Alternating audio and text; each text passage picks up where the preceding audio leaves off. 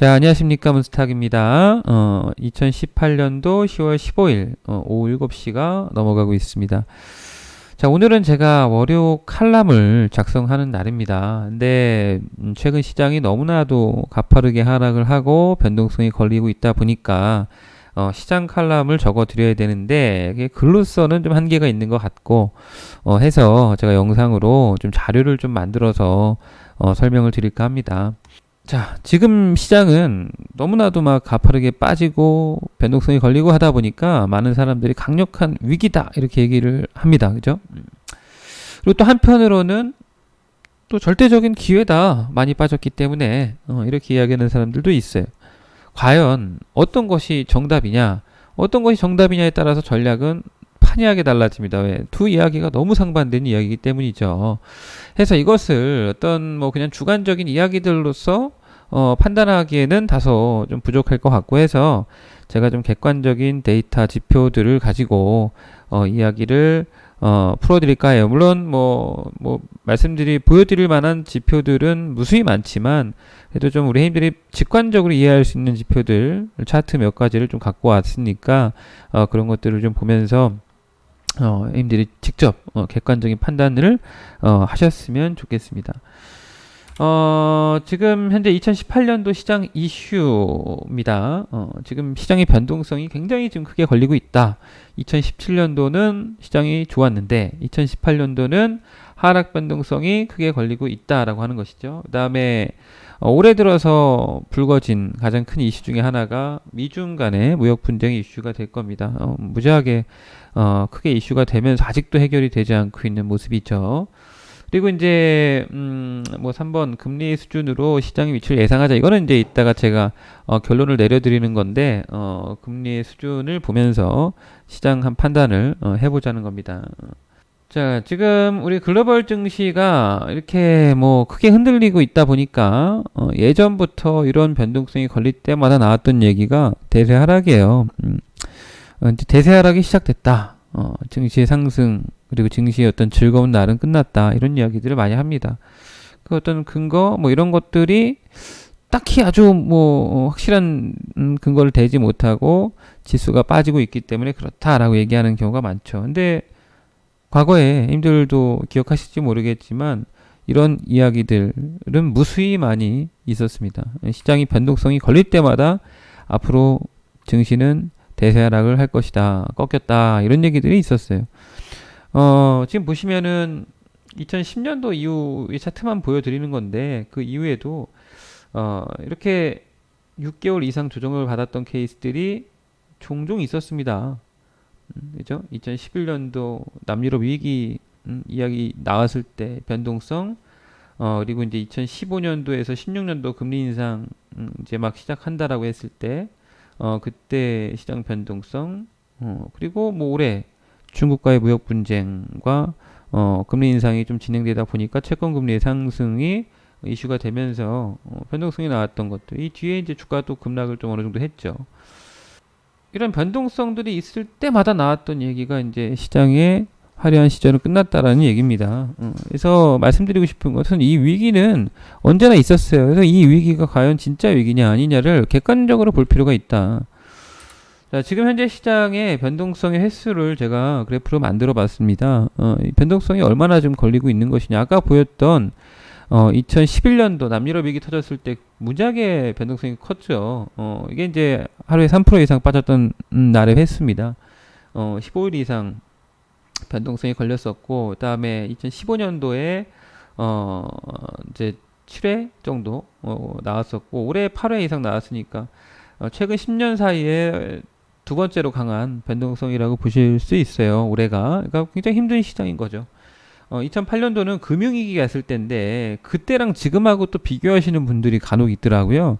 근데 그때 금융위기와 지금의 어떤 위기를 동일선상에 놓고 비교한다라는 것은 조금 넌센스다. 그때 상황이 좀 많이 다릅니다. 그때 모기지가 서프라임 모기지 사태가 벌어지면서 리만 브라더스가 막 부도가 나고 이런 어떤 연쇄 작용이 있었던 시절인데 그 시절과 지금을 비교하기는 조금 다소 무리가 있어요. 지금 경기는 우리나라 경기는 별로 이렇게 썩 좋지 못한다라고 하지만 글로벌 경기의 분위기는 상당히 또 훈풍을 불고 있고 또 미국에서의 어떤 경기의 어떤 흐름도 상당히 견고하기 때문에 그 시절과 지금 비교하기는 조금 무리가 있어요.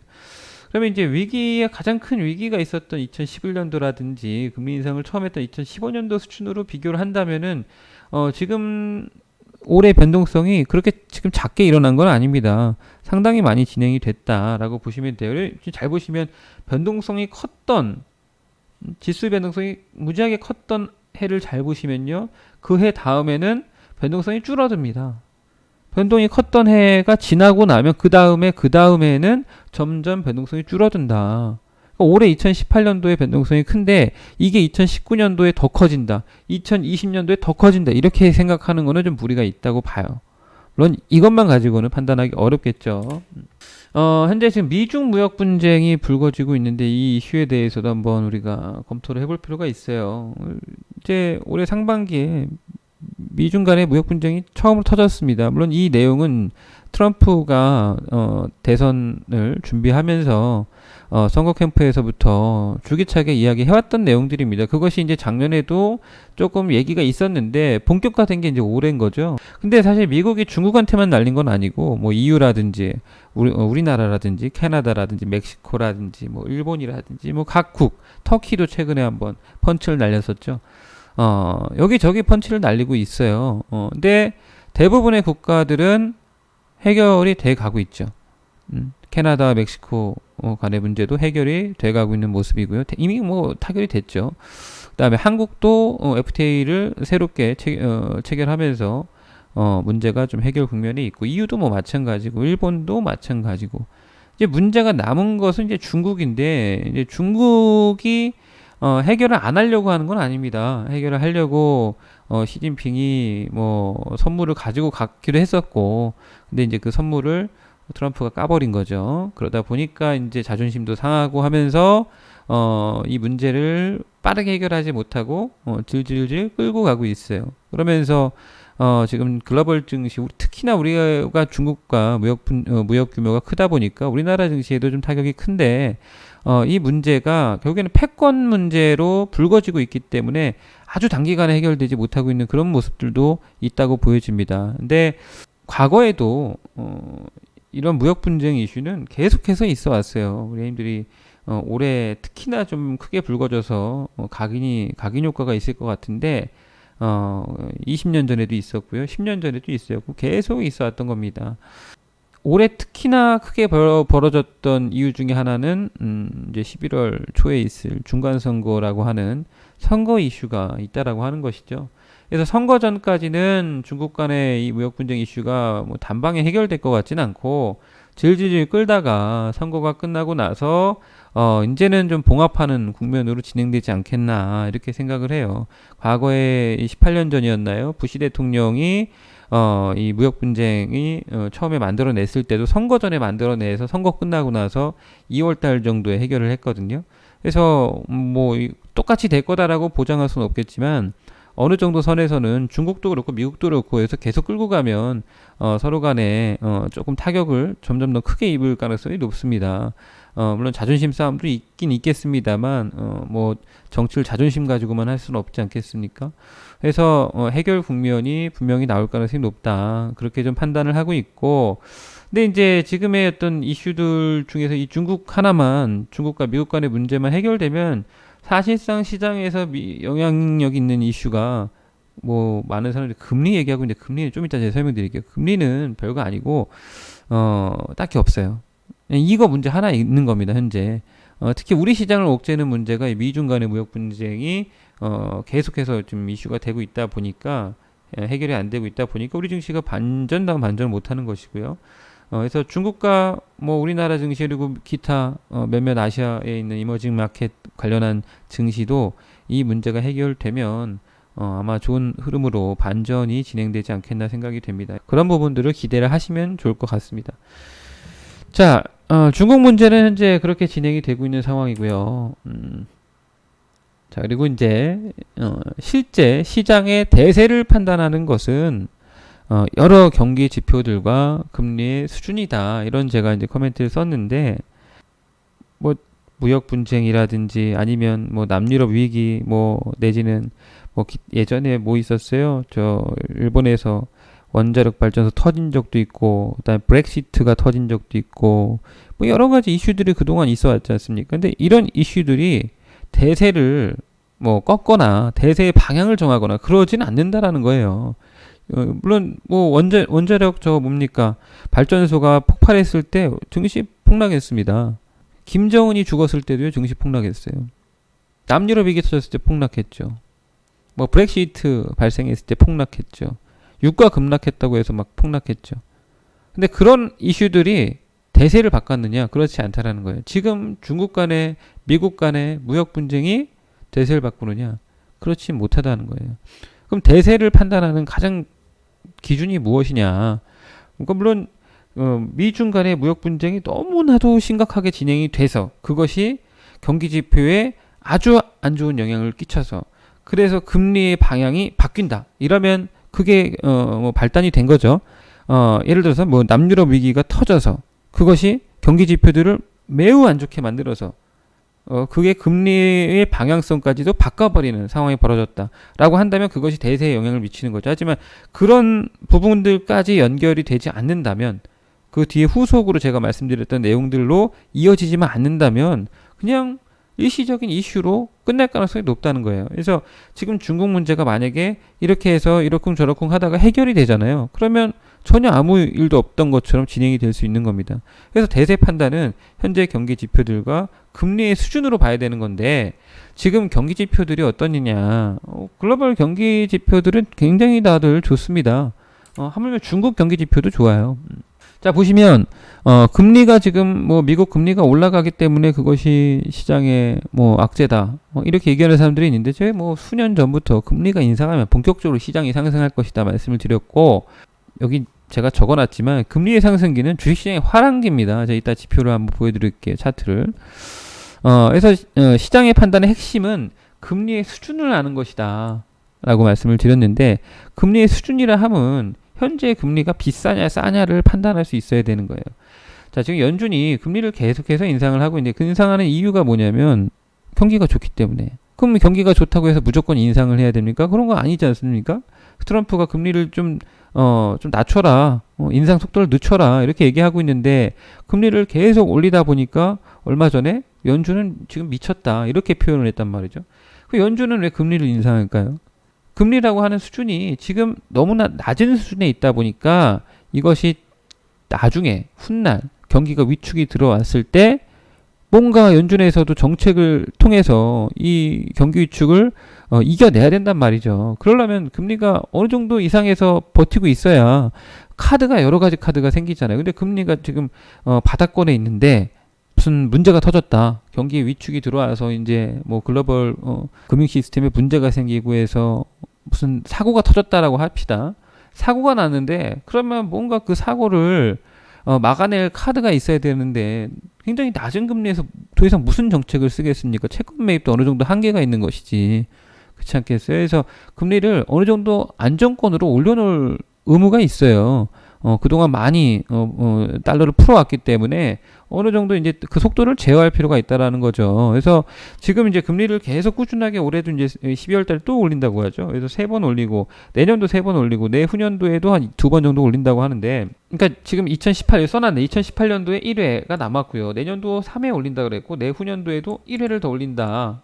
그래서 지금 현재 2.25% 금리가 기준금리가 2.25%인데 대략 내년도 하반기가 되면 한 3% 내외가 될 거고요. 그다음에 내후년이 되면 3.5% 이렇게 올라가겠죠. 그죠? 3.5% 정도까지도 올라갈 수가 있겠죠. 3.4% 이렇게. 해서 중립금리 이상을 내후년도 목표로 가고 있다. 연준에선. 그렇게 좀 보시면 돼요. 그러면 연준이 금리를 올리는 이 단계 구간에서는 미국에서 나타나고 있는 경기 지표들을 보게 되면 뭔가 정말 뭐 위기가 뭐 있어가지고 금리를 내려야 되거나 금리를 유지해야 되거나 그럴 수준은 아니잖아요. 상당히 좋은 경기 화랑 구간 아닙니까? 이때 금리를 올리지 그럼 언제 올립니까? 그래서 금리 올리는 것을 악재로 봐서는 안 된다. 금리가 악재가 되는 것은 오히려 금리가 어느 정도 정점을 친 다음에 그리고 나서 스테이블하게 유지가 되잖아요. 유지가 되는데 증시가 버블이 낀다든지 인플레이션이 크게 발생을 한다든지 그랬을 때 어떤 시스템에 오류가 생겨가지고 오작동 통해서 시스템의 위기가 온다든지 그런 부분들 때문에 이제 버블이 무너지면서 굉장히 큰 위기가 오게 되는데 지금은 그런 수준의 어떤 상태가 아니라는 거죠. 그래서 좀 상대적으로 우리나라 대비해서 미국의 금리가 높다는 것뿐이지 절대적인 기준에서 미국의 금리가 높다라고 볼 수가 없어요. 중립금리도 안 되는데. 그죠? 연준이 바라보는 중립금리라고 하는 게 중립금리 이하에서는 연준이 시장을 케어하는 구간이다라고 보시면 되는 거고 중립금리 이상의 금리가 놓여 있다면 연준이 이제 더 이상 시장에 대해서 개입하지 않아도 되는 그런 어떤 상황이다라고 볼 수 있는 거거든요. 그럼 아직까지도 연준이 시장에서 개입하는 수준이다라고 한다면 빨리 이제 이 경기 좋을 때 올려놔야 되는 거 아니겠어요? 그래서 금리 인상은 시장에서 그렇게 크게 악재라고 보는 것은 정확한 논점을 가지고 정확한 원인점을 가지고 얘기하는 것이 아니다. 이렇게 보는 게 맞을 것 같아요. 그래서 지금 최근 시장의 급락은 중국과 미국 간의 무역 분쟁 이슈가 안 끝나다 보니까 시장의 어떤 심리적인 부분들이 굉장히 크다라고 하는 거죠. 물론 이제 추가적으로 또 ETF라든지 이런 것들이 너무나도 많이 커지다 보니까 규모가 그런 부분들이 시장에 미친 영향이 굉장히 컸다라는 얘기도 있어요. 그러니까 ETF 시장이 없던 시장이었는데 이게 몇 년 전부터 생겼지 않습니까? 그러면서 이 규모가 점점점 불어나고 지수가 계속해서 올라가다 보니까 ETF가 보통 지수를 추종하지 않습니까? 하다 보니까 지수 추종하는 ETF에 속해 있는 종목들이 있을 거예요. 이 종목들이 지수가 빠지게 되면은 ETF도 팔아야 되는 거고 그러다 보면 또 종목도 더 팔아야 되는 거고 이런 악순환적인 흐름이 있었다고 합니다. 그래서 최근에 지수의 급락이 단순히 어떤 금리 때문에 그렇다. 그래서 대세 하락 전환됐다. 이렇게 얘기하는 것은 조금 옳지 않다라고 생각이 되고 여러 가지 이유들이 복합적으로 작용을 했다라고 보는 게 맞을 것 같습니다. 자, 그러면 이제 지수의 급락의 대략적인 상황들은 이제 우리가 알겠고 그럼 지금 정확하게 어떤 시기냐? 중국과 미국 간의 무역 분쟁 이슈 다 알고 있는 거고 우리가 지금 이렇게 급락이 나온 시점에서 어떻게 대응을 해야 될 것이냐. 제가 이제 칼럼들을 몇 번 적어드렸는데요. 7월 25일 날 주가가 급락했을 때, 8월 13일 날 주가가 급락했을 때도 칼럼을 적어드렸고, 10월 11일 날 얼마 전이죠. 주가 급락했을 때도 제가 칼럼을 적어드렸어요. 이때 이제 7월 25일 날 말씀드렸던 키워드는 15년 전에도 무역 분쟁은 있었다. 한때 유가가 15불 얘기할 때도 있었다. 근데 유가가 힘들 25불에서 정말 15불까지 얘기가 나오고 정말 위기를 증폭시켰던 게 불과 3년 전입니다. 힘들. 셰일 오일 때문에 앞으로 유가는 가망이 없다라고 얘기 나왔던 게 불과 3년 전이에요. 오펙 맨날 만나서 회의하고. 근데 유가 어떻게 됐습니까, 힘들? 급등했지 않습니까? 몇 배 급등했지 않습니까? 그죠? 정말 위기가 더 커질 것 같은 상황이었지만 결과는 지나고 나니까 결과는 그렇지 않았다. 얼마 전 터키발 악재 얼마나 크게 떠들었습니까? 터키의 리아라 같은 경우가 무지하게 급등하고 터키에 정말 금융위기가 올 것처럼 이야기가 나왔죠. 어떻게 됐습니까? 얼마 전 목사 석방하는 모습 나오던데 며칠 전에 해결이 돼 가고 있는 모습 아닙니까? 이때 당시에 제가 힘들게 이 이슈도 지나가는 에피소드다 말씀을 드렸어요. 이때는 또 얼마나 크게 위기를 거론했습니까? 시장 급락하면서. 바로 얼마 전에 제가 힘들게 보여드렸던 게 이제 지수 급락이 들어왔는데 지금은 그 즈음이다라고 이거 링크 한번 볼까요? 한번 열어서 봅시다. 자, 이렇게 보시면은 이런저런 제가 이제 이야기를 하면서 7월 25일 날 칼럼의 결론이다. 치명적 악재가 발생한 것이 있느냐? 없다. 말씀드렸고 없다면 트럼프식으로 페이크 뉴스다. 이런 말씀도 드렸고 8월 13일 날은 우리 지수가 4개월 연속 하락하는 경우는 매우 드물다. 현재 그 드문 코스 4개월 차에 놓여 있다. 하필이면 주식을 포기하는 시점이 지금 이 자리는 아니길 바란다라고 이제 적어드렸고 이때였죠. 이때. 그리고 불과 이제 얼마 전에 칼럼을 적어드렸던 게 10월 8일 날이었네요. 제가 칼럼의 결론이 뭐였어요? 바뀐 것은 없다. 바뀐 건 없다. 물론 여기 더 빠졌습니다. 더 빠졌는데 저는 언더슈팅이라고 봐요. 언더슈팅. 자, 왜 언더슈팅이라고 보느냐? 이제 좀 지표들을 가지고 좀 봅시다. 뭐 금리의 수준 뭐 설명드렸으니까 뭐 그런 것들은 기본 베이스고요. 지금 보면 상품 가격 차트입니다. 상품 가격이 주봉 차트인데요. 상품 가격의 차트의 흐름을 보시면은 최근에 무역 분쟁 이슈가 있었던 시절에서는 좀 변동성은 있었어요. 잘 올라오다가 올해 이제 3월달 이후로 중국과 미국 간의 무역 분쟁 이슈가 막 벌어지니까 그때부터 변동성이 걸렸지만 올해 이제 뭐 7, 8월을 기점으로 해서 바닥을 쳤죠. 바닥을 치고 돌아 나오면서 지금 머리를 들고 있는 모습입니다. 자, 상품 차트에 이게 조금 길게 주봉 차트로 길게 내려뜨려 보면은 이런 그림이 나와요. 지금 보시면은 바닥을 꽝 2016년도 연초 그때 이제 유가의 급락일 때죠. 유가의 급락일 때 꽝 쳤다가 조금 올라오다가 2017년도 중간에 한번 다시 저점대를 확인하고 올라와서 2018년도에 잘 올라오다가 최근에 중국 간의 무역 분쟁 이슈로 살짝 흔들렸다 다시 머리 들고 있죠. 자, 상품 차트에 뭐 문제 있는 거 있습니까? 없습니다.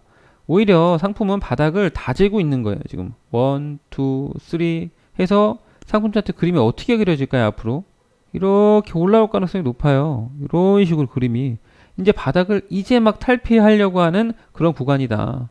물론 이것만 가지고 우리 힘들이 차트 보기에 따라 다른 거 아니야? 이렇게 얘기할 수 있어요. 자, 이걸 한번 보겠습니다. 좀 전에 제가 이제 금리에 대해서 말씀을 드렸는데 정말 시장이 위기가 오는 시기는요. 금리가 이렇게 내려가는 시기입니다. 금리가 인하하는 시기가 주가가 급락하는 시기예요. 금리가 급격하게 이렇게 내려가는 시기가 주가가 급락하는 시기입니다. 자, 금리를 인상하는 시기는 어떤 시기입니까? 주가가 상승하는 시기입니다. 금리가 이렇게 올라가는 시기, 금리가 인상하는 시기는 주가가 상승하는 시기예요. 자, 지금 금리가 이렇게 인상을 하고 있지 않습니까? 제가 절대 금리 수준이 낮다라고 말씀을 드리고 있는 것은 중립금리가 3% 정도 되기 때문에 연준에서 지금 예고한 중립금리 수준이 3% 내외입니다. 그러면 내년도 하반기까지는 금리가 계속 올라간다는 거예요. 계속 올라가는데 증시가 앞으로 대세 하락으로 간다? 그렇게 예상한다라고 보기에는 다소 어렵다는 거죠. 금리가 대략 3%, 3.5%, 예를 들어 3%대 후반권까지 움직인다라고 하면 그때부터는 조금 부담스럽겠죠. 기업들의 조달 코스트가 증가하니까 그렇게 되면 과거에 2007년도, 2008년도 우리가 2007년 연말까지 해서 금리 수준이 기준금리가 5.4% 됐잖아요. 물론 그때만큼 올라갈 수 없어요. 왜? 유동성이 그만큼 풀렸기 때문에 금리의 수준은 더 아래쪽에서 아마 스테이블하게 유지가 될 겁니다. 그게 제가 보는 현재 판단하고 있는 시점은 한 3.5%가 되지 않겠나 생각하는 거예요. 연준도 이미 그렇게 예고를 했고 제 판단은 아닙니다. 연준이 그렇게 얘기를 한 거예요.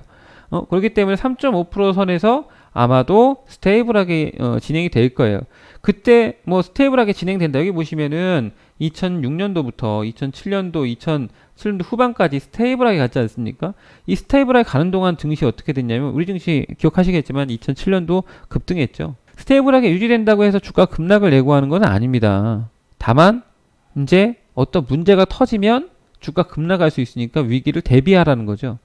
그래서 제가 2007년도에 우리 회원님들께 앞으로 굉장히 연말쯤에 앞으로 굉장히 힘든 시장이 올 수도 있겠다. 그런 얘기들을 많이 드렸었어요. 그러면서 단기 매매하는 것들 요령도 잘 배워두셔라. 이랬던 기억이 납니다. 근데 이제 10년이 또 지난 건데 10년 더 됐죠. 이제 11년이 더 지났던 건데 과연 지금 시점이 그때 시절하고 비슷하냐? 전혀 그림이 다른데, 그죠? 전혀 다른 상황이다. 이제 금리가 2% 겨우 좀 올라섰습니다. 아직도 시간적 여유가 있어요. 자, 이것은 뭐냐면 S&P 500 지수와 이제 신흥국 지수를 비교한 비교 차트입니다.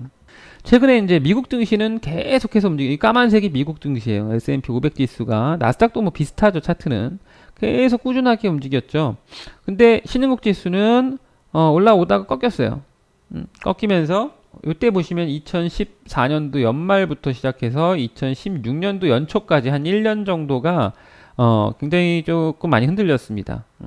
이때 당시에 미증시는 흔들렸냐? 조금 뒤늦게 신흥국보다 한 6개월 정도 뒤늦게 흔들렸죠. 그리고 나서 재차 어떻게 됐냐? 밟고 움직입니다. 다시 상승 전환됩니다. 그때 상승 전환되면서 어떻게 움직였냐면 신흥국 지수도 같이 따라서 움직였어요. 자, 올해 연초까지는 똑같이 움직였습니다. 미국 증시라든지 신흥국 지수가 똑같이 움직였는데 올해 3월달 기점으로 해서 방향이 바뀌었죠. 우리 증시를 비롯해서 신흥국 지수가 먼저 꺾였어요. 이때는 똑같아요. 2015년도랑 똑같습니다. 먼저 꺾였고 그러면서 지금 1년 내내 하락을 하고 있지 않습니까? 그러면서 이제 미증시가 이제 막 꺾였어요. 변동성이 이제 막 걸렸죠. 여기서 뭐 하루아침에 V자로 반등해서 다시 신고가가 난다. 그렇게 보기는 어려울 것 같고 시간은 좀 걸릴 겁니다. 하지만 지금 보시면은 미국이 꺾였지만 이것이 앞으로 대세 하락을 의미하느냐 그렇게 판단해서는 안 된다. 이 뒤에 이때 있었던 2015년도 2016년도 초까지 이 그림을 갖다 붙이면 돼요. 그럼 지금은 어느 정도 지나간 겁니까? 대략 8분응선 넘어갔다라고 봐야 되는 거죠. 이 바닥을 다지는 과정은 있을 수 있어요. 미증시 여기서 조금 더 흔들릴 수도 있습니다. 하지만 뭐 금리의 수준이라든지 상품 가격의 어떤 안정세의 어떤 이런 내용들을 보더라도 여기서 방향이 바뀐다라고 예상하는 것은 조금 너무 성급한 판단이죠. 오히려 이 하락은 과거에 있었던 변동성 구간들과 비교했을 때 매수의 구간이다라고 판단하는 게 좀 더 합리적인 판단이 아닐까 생각이 됩니다.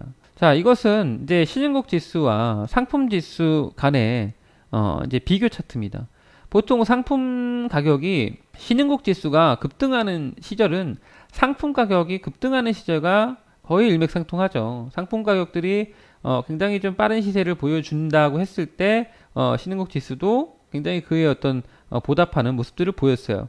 상품 가격이 강하게 못 가니까 신흥국 지수도 미증시는 좋았지만 2011, 2012, 2013, 2014, 2015 그다지 좋은 그림이 아니었습니다. 미증시는 크게 영향을 안 받았습니다만 기타 다른 국가들에서는 영향을 많이 받았다는 거죠. 왜 그러냐면 미국은 제조를 하는 국가는 아니니까. 그죠? 미국은 달러를 수출하는 나라죠. 그러니까 막상 물건을 제조해서 판매하는 나라들 입장에서는 상품 가격들이 어느 정도 안정세를 취하면서 올라가 줘야 기업들의 실적도 좋아지고 그거에 힘입어서 이제 투자도 일어나고 이러는 거 아니겠습니까? 그래서 지금 이제 상품 가격 차트를 보시면은 최근 지수가 급락을 했음에도 불구하고 그렇게 많이 안 빠집니다. 왜? 워낙에 바닥권에 놓여 있기 때문에. 그러면서 1, 2, 3 바닥을 만들면서 상품이 이렇게 머리를 들기 일보 직전에 지금 놓여 있어요. 그러면 신흥국 지수는 어떻게 될 것이냐? 이렇게 하락은 했습니다만 여기서 미국의 무역 분쟁 이슈만 딱 끝나버리면 스프링처럼 튀어오를 가능성이 높다고 보여져요. 미중 간의 무역 분쟁 이슈만 끝나면 상품 지수를 비롯해서 신흥국 지수도 빠르게 올려칠 가능성이 높다. 그렇게 좀 판단이 됩니다. 자, 이런 것들은 이제 국제적인 내용들이고 우리나라에만 국한된 내용들은 아니지 않습니까? 자, 제가 우리나라에 딱 맞는 지표를 하나 보여드릴게요. 기업을 판단할 때 있어서 기업 가치, 내재 가치를 판단할 때 있어서 두 가지를 보게 됩니다. 첫 번째는 수익 가치가 어떻게 되는가? 두 번째는 자산 가치가 어떻게 되는가? 이 두 가지가 굉장히 중요한 내용이에요. 수익 가치라고 하면 돈을 얼마나 버느냐예요. 그죠? 돈 버는 속도로 얘기하는 겁니다. 자산 가치라고 하면 이 기업이 얼마의 담보 자산을 갖고 있느냐 이걸 말하는 거예요. 이거는 이제 코스피 지수의 담보 가치를 우리가 볼 수 있는 지표인데요. 기업이라고 생각합시다. PBR이 대략 1배라고 하는 수준은 담보 가치가 1배라고 보시면 됩니다. 1배 이하 내려오면 담보 가치보다도 더 싸게 평가받고 있다라고 보시면 돼요. 예를 들어서 우리 회사에 현금이 한 500억 있고 그 다음에 땅을 시가로 판단하니까 한 300억 되고 그 다음에 기계장비 내진 재고자산 이런 것들까지 포함해서 내 자산이 한 200억 있다. 그러면 그 회사는 얼마짜리입니까? 자산이 1000억짜리죠. 천억짜리인데 이 종목이 시가총액 천억을 평가받고 있다. 그럼 그게 PBR 1배라고 얘기하는 거예요. 내가 회사가 지금 당장 망해도 그 현금성 재산이라든지 당장 팔아서 나올 수 있는 땅이라든지 재고라든지 이런 것들을 내가 팔 수만 있다면 팔아서 본전을 찾아올 수 있다라는 게 PBR 1배라고 보시면 됩니다. 자, 우리나라의 PBR 현재 수준입니다. 0.93배 정도를 지금 위치해 있어요. 금융위기 때 2008년도 금융위기 때 PBR 밴드의 최하단이 0.89배였습니다. 지금 과연 우리 시장에 버블이 일어났습니까, 근데? 우리 시장이 정말 버블 때문에 무슨 문제가 터져서 앞으로 무슨 금융위기가 와야 되는 그런 상황일까요? 단지 우리나라의 경기가 안 좋다? 이건 내수 경기죠. 자영업자들이 힘든 거잖아요. 기업들은 해외에다 물건을 팔지 않습니까? 물론 내수 기업들 조금 피곤할 수 있겠지만 해외에다 물건 파는 기업들이 내수 경기랑 무슨 상관이 있습니까? 그거 별 상관 없어요. 그래서 지금 중요한 건 이런 지표들을 보게 되면 역사적인 최하단권에 놓여 있다 라고 하는 점이에요. 증시는 올랐는데 왜 2008년도랑 지금하고 PBR 밴드의 최하단부가 비슷할까요? 이렇게 물어보시면 너무 초짜인 거죠. 그때랑 비교했을 때, 그때 2008년도 금융위기가 왔을 때 기업들이 돈이 1,000억이 있으면 지금은 10년이 지났으니까 1,000억을 더 벌었겠죠. 그러니까 2,000억짜리가 회사가 됐다고 보시면 됩니다. 그러니까 주가는 올랐지만 PBR 밴드, 자산 가치와 비교해서 봤을 때는 최하단권에 지금 머물러 있다라고 하는 점입니다. 그렇기 때문에 지금 시장을 그럼 여기서 얼마나 더 빠질 수 있을까요? 얼마나 더 크게 흔들릴 수 있을까요? 제가 보기에는 여기서 더 흔들릴 수 있는 자리가 그렇게 많지 않은데요. 그래서 제가 얼마 전에 말씀드렸던 칼럼에서 지수 급락 지금은 그 즈음이다. 제가 이때 당시에 뭐라고 말씀을 드렸냐면 오늘의 시장이 저점이라고 말할 수는 없다. 내일이 바닥이라고 말할 수는 없다. 당장 주가가 반등하고 다시 눌릴 수도 있다. 10월을 더욱 답답하게 만들 수도 있다. 물론 이때 이후로 좀 더 답답해졌죠. 어쩌면 이번 주 옵션 만기일이 지난 이후에 시장은 급반등이 나올지도 모른다. 옵션 만기일 지나고 나서 급반등 들어왔죠. 물론 옵션 만기일 전에 급락이 들어왔죠. 내가 느낄 수 있는 것은 지금은 그저 그 즈음이라는 것이다. 이걸 저점을 맞출 수는 없습니다, 힘들. 무슨 신입니까? 저점을 어떻게 맞춥니까? 그죠? 다만 지금은 그 즈음이다. 라는 거는 우리 힘들이 알 필요가 있다는 거예요. 여러 가지 내용들을 가지고 이거 말고도 뭐 보여드릴 수 있는 지표들은 무수히 많지만 뭐 많이 얘기한다고 해서 힘들이 더 이해되는 것도 아니고 뭐 중요한 내용들 몇 가지만 가지고도 우리 힘들이 이해를 하실 수 있을 거라고 생각이 됩니다.